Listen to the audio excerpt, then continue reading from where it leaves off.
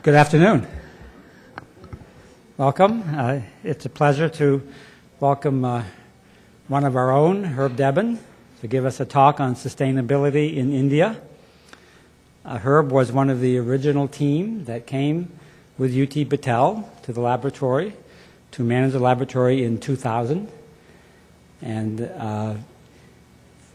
it is clear that that has been a very good 12 years for ORNL.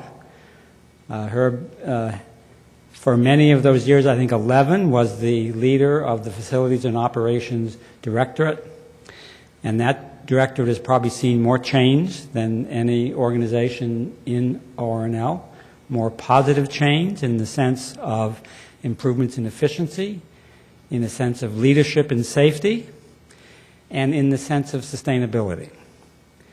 And Herb has been involved over his time at the laboratory in the building of 1.2 million square feet of new construction, most of which is LEED certified, in vacating 1.8 million square feet of inadequate space, and in leading the sustainability effort at the laboratory, which has resulted in numerous awards, including the White House Closing of the Circle Award. Last year, Herb traveled to India twice, once as an invited speaker at a sustainability conference, and then they were sufficiently impressed that they invited him back to teach a course in sustainability, and I'm sure he'll tell us a little bit about that as well. So please join me in welcoming Herb Debban. Herb? Thank you, Jim. Am I on? Okay. How many people are coming primarily for sustainability versus India? Sustainability. India. Good. Well, I hope we have something for everyone. I've made many presentations. This is the easiest of any that I have done. And Jim indicated I was a speaker at the Green Building Congress last year in Delhi, and then teaching at the Indian Institute of Technology in Rajasthan. And Rika was behind both of these. You know, she's pushing along and making all of the arrangements, and thank you. And then I've got a lot in here about living the Indian sustainability experience. My host for the speaking engagement at the Green Building Conference did a lot of arranging for me as we were going. The first day we toured some LEED platinum buildings near Delhi. The first was a Bayer building, Bayer Chemical, which was actually a net zero power building, relatively small, very innovative. One of the things that impressed me the most was the maintenance of it, because they had to clean the solar panels every day. They washed them one day and they would wipe them the second day. Labor is a little cheaper than it is for us. In this particular building, this is an office building, very nice building. Doesn't look very Indian. Could be plunked almost any place. Some of the features that you see on our 4100 building, light shelves to reflect light into the building. It had a white roof, reflective roof, building automation systems, energy efficient lighting. I mean, all of the kinds of things that we do. the thing that they have that we don't have that adds a lot of leads points is a public transportation system. And we consistently lose out on that.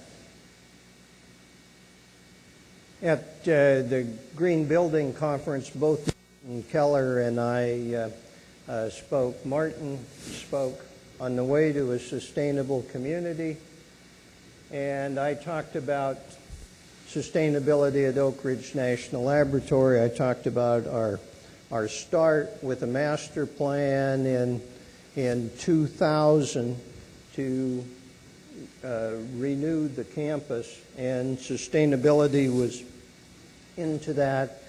Then with our Sustainable Campus Initiative starting in 2008 and how that grew, and the interface there between operations and research and the synergy that has come from that.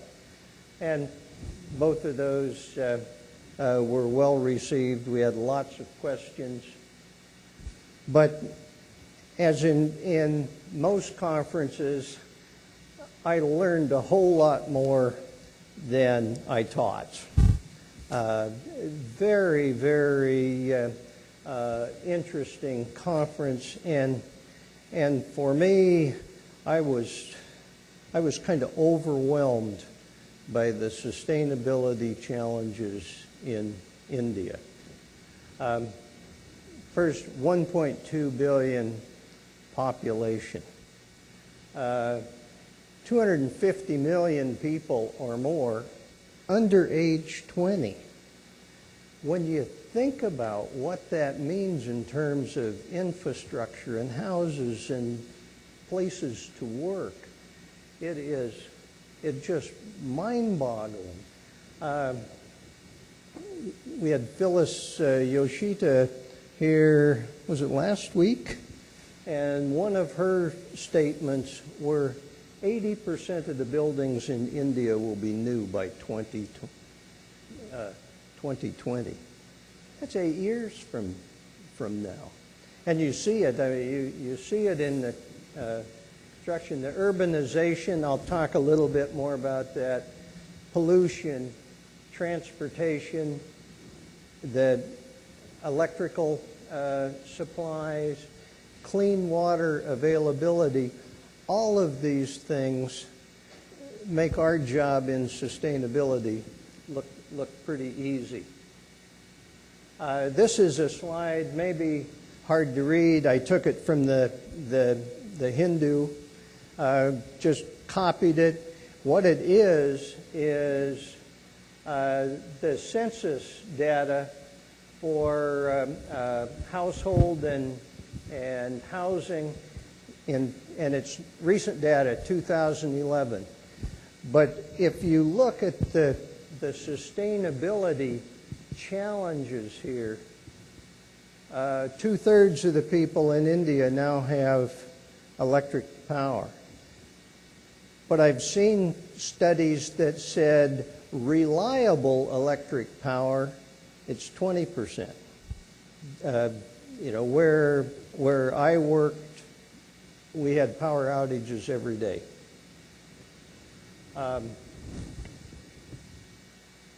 Firewood for cooking. Half the people in India still use firewood. Half the people don't have televisions. Only 3% have a computer with an internet. And 21% of the households now have a scooter and a moped, and less than 5% have a car. It says car, Jeep, van. So, but this is a rapidly growing economy, and people want all of these things. There are more people now with cell phones in India than there are people with access to toilets. And they're prevalent. You see everybody talking on cell phones. So some of the challenges that India has, and these are some of the things I heard at the Green Building Conference. 20 new cities of at least 500,000 population are needed in the next decade. The next decade. 50,000 universities are needed. This is mind-boggling, but many of the universities are very small. You drive on the country roads, and here is this university, but still, however you cut it, that is a huge number. All those housing, utilities, transportation, jobs needed for that population. The GNP is growing 6.5% to 8% a year. Population's growth 1.4%. 1.4% for 1.2 billion people is still a lot of people. And the rural population is 75% or 70.5% of the total. I think 2/3 of the households are rural, so there are more people per household in the rural areas. But the movement is to the cities. That's where the jobs are, and if you think about it, you start with a 40-acre farm, which would be large, and you have 4 sons, and it's now 10 acres, and they have sons, and pretty soon that's unsustainable. And there's a huge incentive for people to move. So the projections were 500 million people are going to be added to the urban population by 2050. All that says is India's got to do it right. If we look, and I think the next slide has a number, greenhouse gas per capita, 1.8 tons. 7% of what the U.S. has now. But the aspiration is to have the things that we have. And if you multiply that by 1.2 billion people, the greenhouse gas emissions are absolutely phenomenal. India is now the 3rd largest greenhouse gas contributor. But India also has the most to lose by global warming. If you look, freshwater availability from the Himalayas, and the sea level rises here, it could displace, between India and China, 1 billion people. And you think about the consequences of that for global security. You know, where are these people going to go? What are they going to eat? Is the rice areas are flooded? And so, you know, India clearly doesn't want this to happen, doesn't want these impacts, but it's a democracy. The people have choice just like we do, and their choice is to consume more. Think if all those people that are cooking with wood now use fossil fuel, and the wood is also not well cleaned. I mean, it's a health hazard for the women. But I was also impressed with just the enthusiasm for tackling the issues. and the issues are hard, but just a few statistics.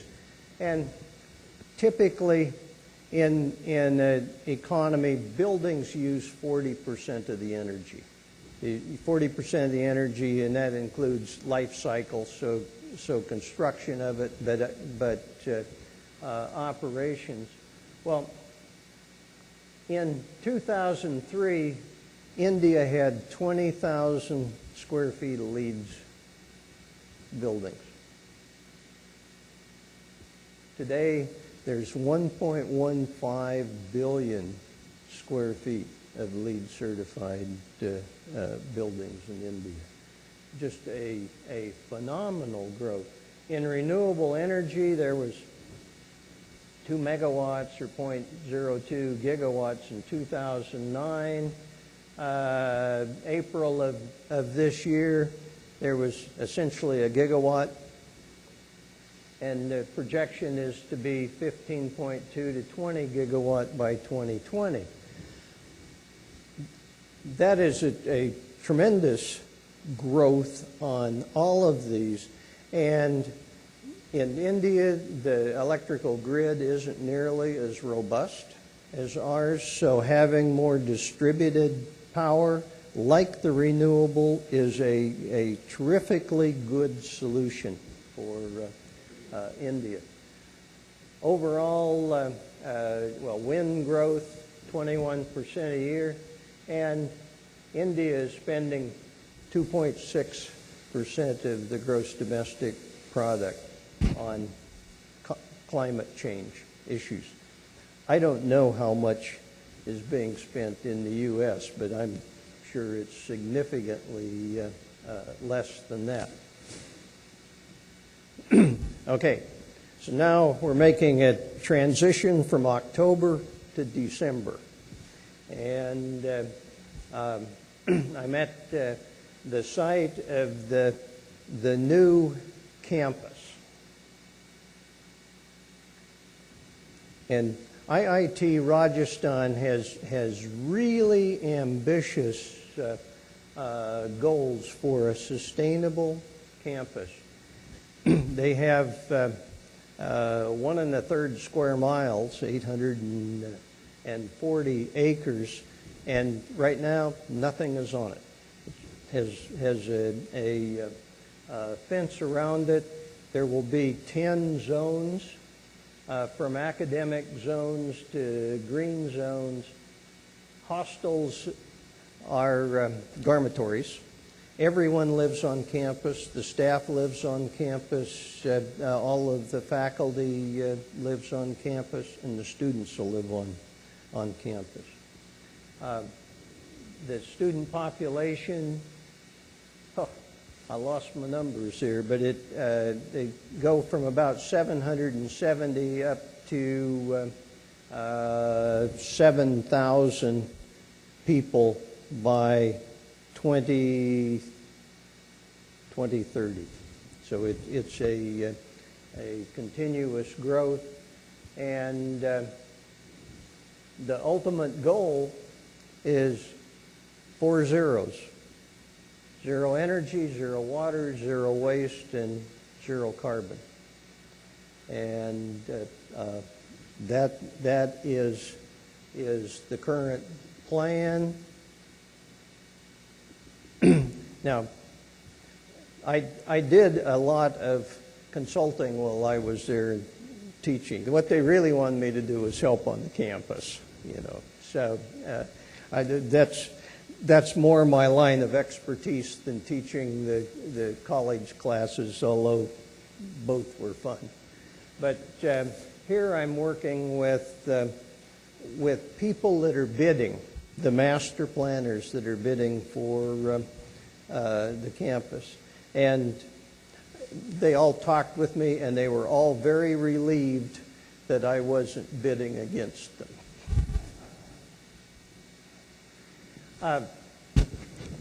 Laying out the coursework, I found that none of the students had any exposure to sustainability in any formal class. So we said, well, that should be part of the objective.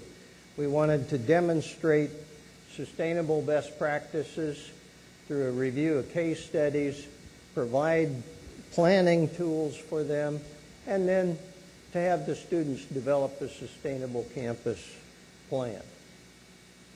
And the outline follows naturally with the objectives, but talk about the relevance of sustainability and some of it. Why is this important for India? And we had a lot of discussion on this because there were some concepts that they hadn't really considered. We talked about sustainable campus models. What does it mean to be a sustainable campus? And then I showed case studies, and these were mostly areas I'd worked in the ORNL campus, of course, in the Renewable Energy Lab in Malaysia, and we talked about cost in Saudi Arabia because the climate are similar. Jodhpur is in the desert. We had the class project, and for our class project, we had submittals from 10 master planners. And so we had the students develop a selection criteria for how would you select a master planner, based on their proposal, and then evaluate all of those and make a presentation about which ones they thought were best and why. And naturally, their criteria ended up being weighted a little bit differently, and we had a bunch of different winners, but we really had a lot of engagement in this from the students. So classes were 4 hours a day, 2 hours of lecture and 2 hours of lab every day, and the lab was primarily working on these. You can see the students looking at some of the master planning submittals, developing their criteria. We would critique on that. Someone may say, where are the girls? That's what I said. Where are the girls? And this is a 2-week class that's taught between sessions. And at that time, they were having competitions for the girls in Mumbai for athletic competition. So all of them got on a train and went to Mumbai, and we ended up with 24 students in the class, 21 undergraduate, 2 masters, and one PhD student. And, we did some fun things. We looked at the site, and right adjacent to the site is a step well. And I'll talk a little bit more, and I'll show a couple other pictures about step wells. But in Rajasthan, it rains maybe 15 inches a year on average. June through September is the monsoon season. That's the only time that they can expect any water. So have to store water for the every place. Well, this surface water and this step well were basically dried up because somebody didn't do very good planning when they put a road that actually the road goes through the campus, although the campus had nothing to do with that. And it diverted the whole water flow. So there were a couple of villages that depended on this water supply that had to find another way to get get water to survive. So we talked about what that meant, how that could relate to what we were doing on the campus. Now this is back in Jodhpur, and this is a very upscale neighborhood. It would be a neighborhood that would be upscale any place in the United States. I mean, it was impressive. They made a step well look-alike as a architectural feature for the subdivision, and this step well is 700 feet long and probably 30 feet wide, all stone, and like these steps are just ornamental, but to give the impression of the step well. And it's just used for irrigation, which very lush vegetation for a desert environment.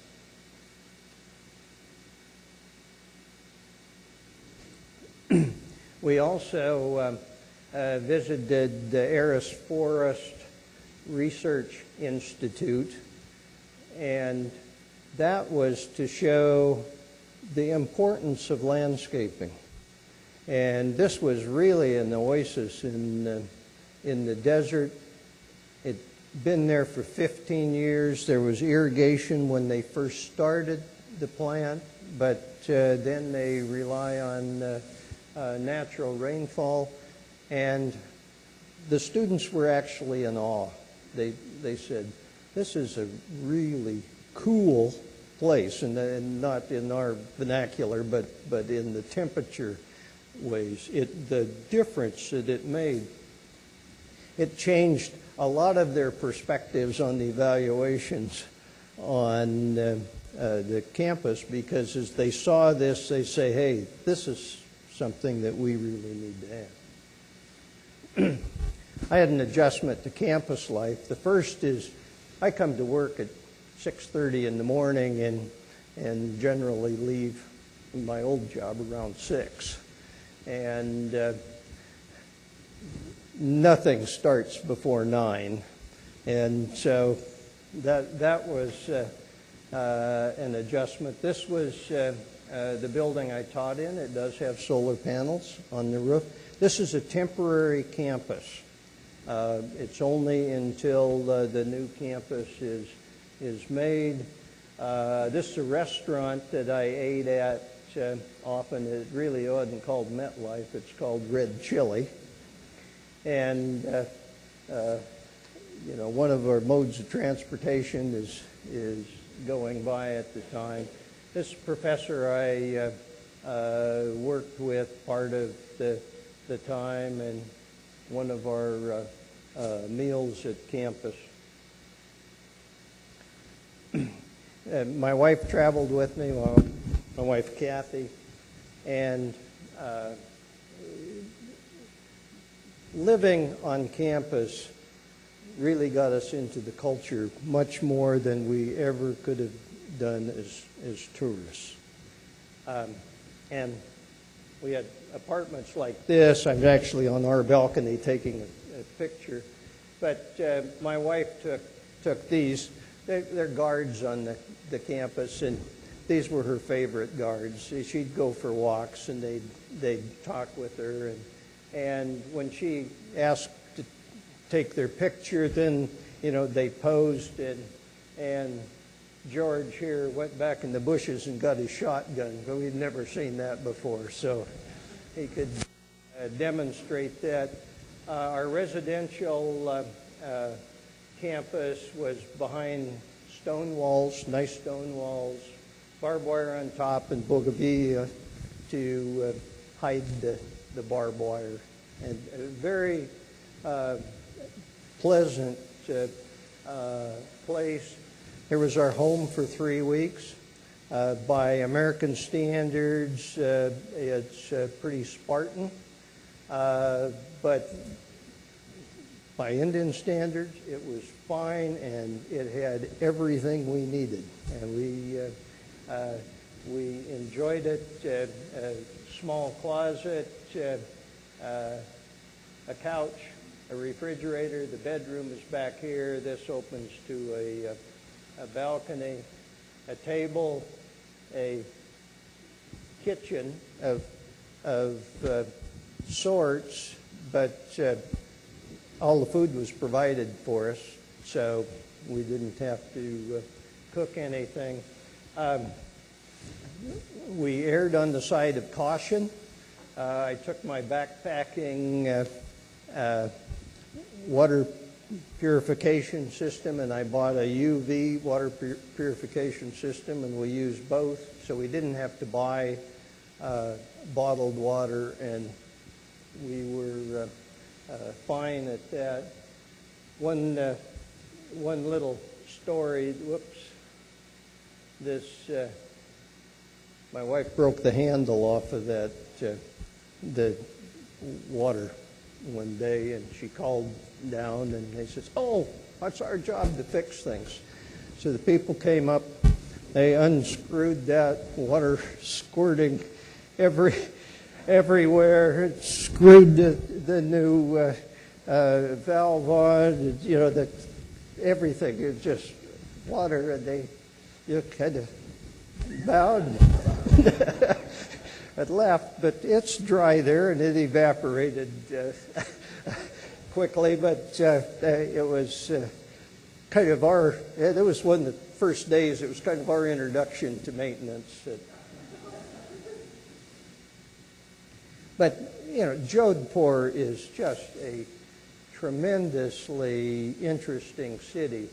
The Maranga Fort, on top, it was built in 1459, foundationally. It's on this rocky hill, about 400 feet high. The walls are 130 feet high on this, up to 70 feet thick, and the walls are 6 kilometers around. This is a big place. And the Umaid here is, or was, the largest private residence in the world. The Maharaja of Jodhpur had it built as a public works project. The monsoons failed for 3 years. The people were destitute. They had nothing to do, so he put them to work. And he built this.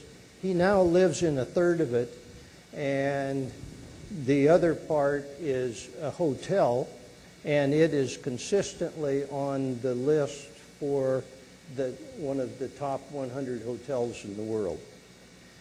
There is another hotel that was also on the list for a time of one of the top 100 hotels in the world. We stayed there one night. It was considerably less expensive than this place. But passive sustainable design has been a feature of Indian architecture for centuries. And in looking at it, I mean, it was beautiful, beautifully done, and very effective. Now, look at the latticed windows here. They serve two purposes. One, sustainability. There's no direct light, so it keeps it lets light in, but it's a whole lot cooler. But it also, I think the term's purdah, right? So women not being seen by men, so that the women could be behind that. They could watch festivities, celebrations below. They could see things going on in the street, but not be seen.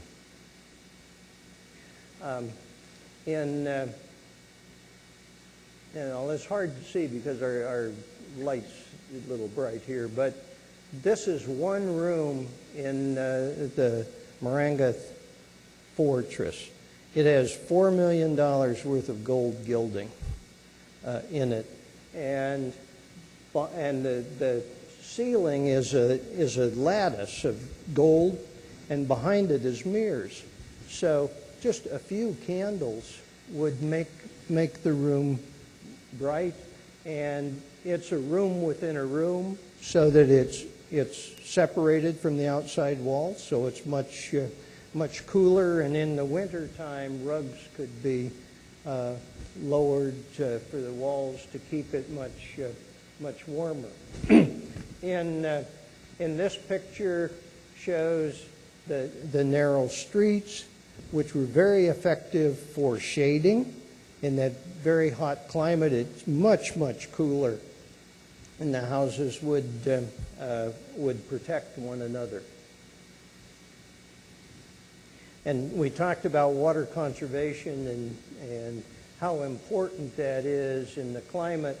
This is a 7th century step well at Ocean, and you can see how large it is. This is probably 400 feet, perhaps, across that.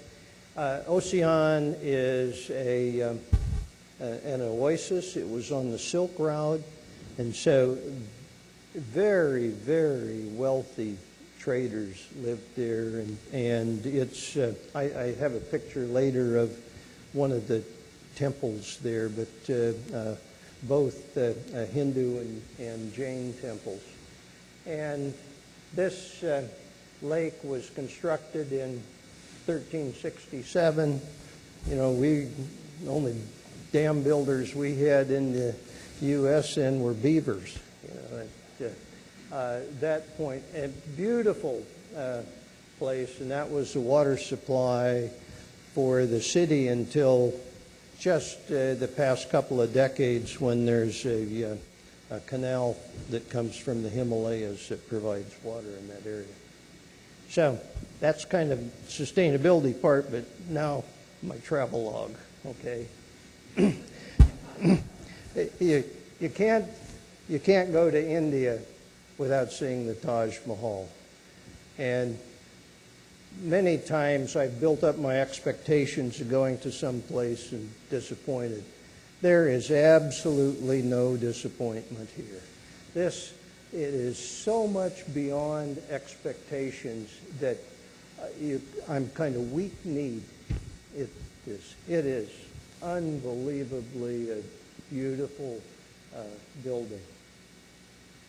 And I said on the first trip, Prem Jain, who was my host, outlined the trip.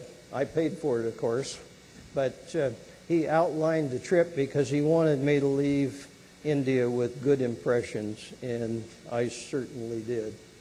And after the conference, we flew to Udaipur, and Udaipur, that I'd never heard of, was selected by Travel and Leisure magazine the best city in the world in 2009, I think. And we stayed in the Lake Palace, which is a 270-year-old palace, and it has forever changed my expectations of high-class hotels. This is really the place. And our room, we had a corner room that looked back at the City Palace, which is in the back here. Now, some of you may have seen this in movies, because in the James Bond movie Octopussy, this was a major feature. And then if anyone saw the wonderful recent movie, the Best Exotic Marigold Hotel, this was a backdrop for some of the scenes.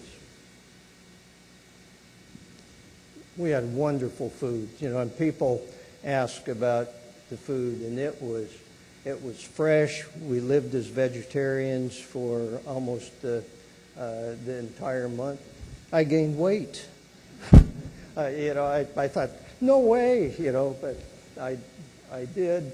But it was beautiful and luscious, and I like spice, and Rajasthan is spice. So we were matches. And the people were absolutely wonderful. This is one of the hostesses in that Lake Palace. And, she's gorgeous. This is a gardener, she's also gorgeous. Just a lady we talked to on the street. We didn't buy anything, but the vendors, we had good times with the people, and they demonstrate their wares, and they were proud to show off their English, and we weren't proud to show off our Hindi. And, a schoolgirl, and sometimes we'd be mobbed with school kids. They'd want to shake hands and practice their English and just be around. And more people, Mahindra, he was the office boy at IIT, and he adopted my wife as his grandmother. They were the same age. And so he took her on the back of his motorcycle to the best tea shop in Jodhpur, and that's where they were.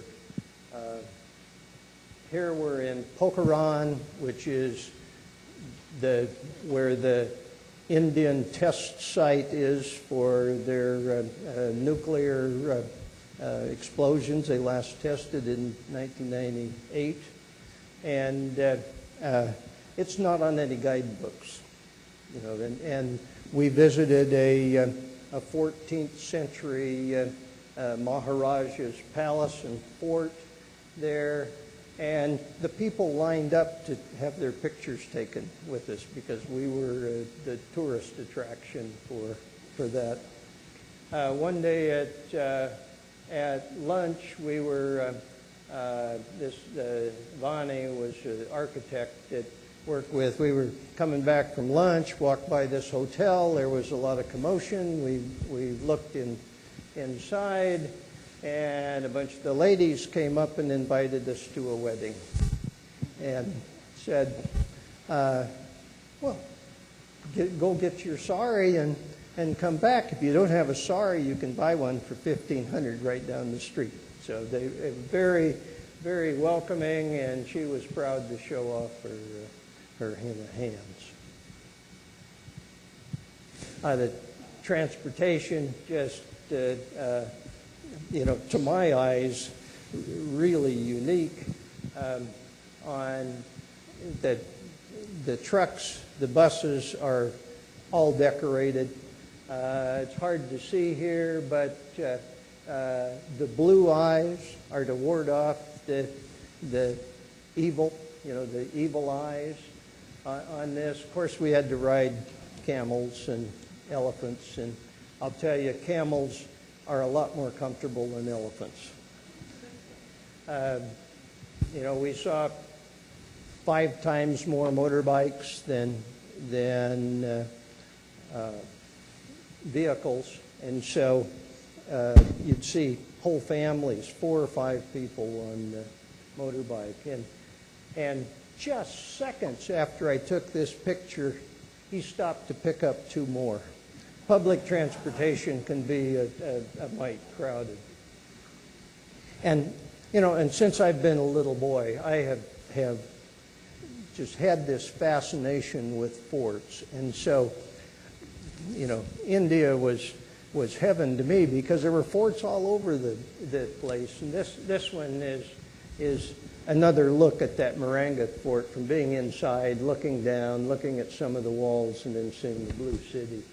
And it was 1400s. This one is 1100 fort. That's Jaisalmer. 4,000 people still live in the fort. I think it's the world's longest habitation in a fort. And this is Amber Fort at Jaipur, and it was built a little later. I think this was 1600s or 1700s, but it was built on the site of another fort. And then there's a huge other fort just right above this one. And the temples, I just can't get over how impressed I was. This one is Ocean, which is a great big complex. This the Hindu part, but there's an equally large Jain part there, and many people come on pilgrimages all over India to these. And the carvings are just phenomenal. They tell you about life and how to live life, and much like some of the Christian cathedrals in Europe, they're biblical stories or stories of the religion so that people could understand it, and they were exquisite. I can't get over it. Then this one was a Ganesh temple at Ranthambore, which is another fort that was built in the 9th century on top of this mountain that was unbelievable, but you can see there's lots of monkeys at that particular one. And when we went in the fort, we had leis of marigolds and received a little piece of candy. And my candy didn't last very long when I walked out of the fort. And fortunately, our guide had told us to take off the marigold lace because the monkeys really looked for those. And turbans and mustaches.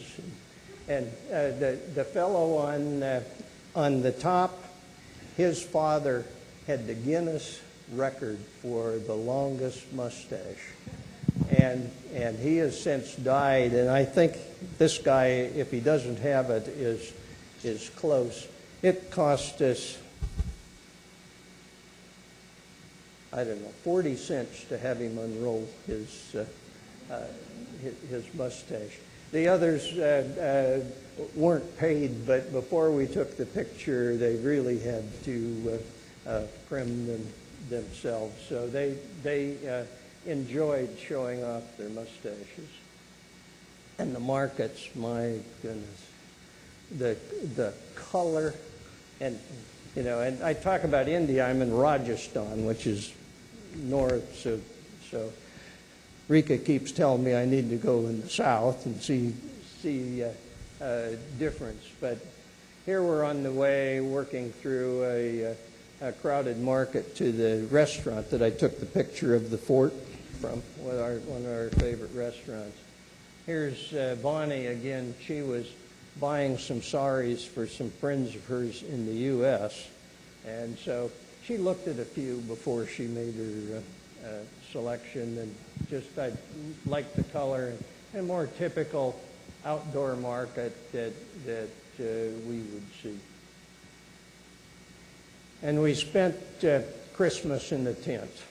And I used to be a backpacker and a mountain climber, and I stayed in lots of tents, but I'd never stayed in one like this with a marble bathroom and a king-size bed. And they'd put hot water bottles in at night so that it was nice and warm. But they did their cooking here, and so there'd be different pots of various things here. They grew all of their vegetables, so everything was fresh, and it was just a gorgeous sight. Sunsets, Udaipur by the Lake Palace, and this was about 15 kilometers from Pakistan, and we didn't know what we were hiring, but we had a dinner out on the desert, and it came with musician, and we had a couple of cooks, and they provided stuff with us, and we watched the sun go down. And cows, where I lived and where I taught was 14 kilometers, and one day I thought, I'll count cows. And on my side of the road, there were 129 cows in 14 kilometers. And it really took some adjustment to me to be able to walk within arm's length of a Brahma bull. You know, the Brahma bulls I've seen are in the rodeos, you know, when these guys are really getting out of their road, but they're just prevalent and part of the scenery. But I did feel pretty humble about teaching a sustainability class to people that collect and use cow dung for cooking fuel. And I mean, it's fortunate that it is, because there's a lot of cows, and the places were pretty picked up. So my camera's got a GPS in it. Here's where I took pictures. Here's where we lived in Jodhpur, the first, in Agra, where the Taj Mahal is over here. Hard to see right there. That's the Pakistan border. So when we were out in the desert, we were over in here. Ocean, right close to Jodhpur. Our tent village, where we were actually on a tiger safari, was here. We didn't see a tiger, but we saw lots of tracks. And so I left the class with this message and tried to get them involved in sustainability. So I've gone longer than I intended, but we've got a couple of minutes if someone has a question. Does anyone have any questions? We'll try to get them on the microphone so they'll be on the tape.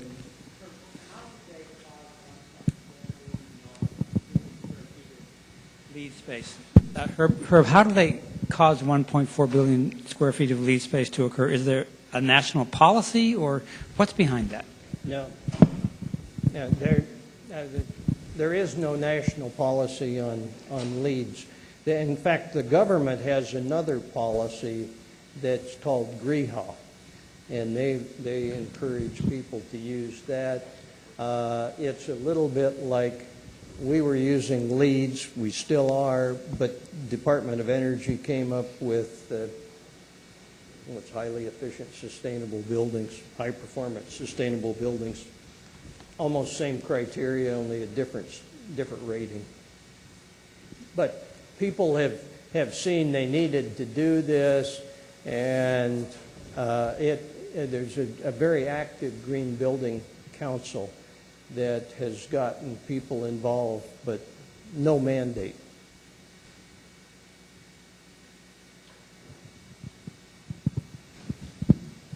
So what do you see as the biggest challenge towards building India in a more sustainable way? Is it, politics, or is it adoption by the people, or what is the biggest challenge? Well, the biggest challenge is money. I mean, the challenges that we saw are just going to be huge. But I think that many people in government, many people in industry recognize that India is at a turning point where they have to do things in a sustainable way because they can't do them over.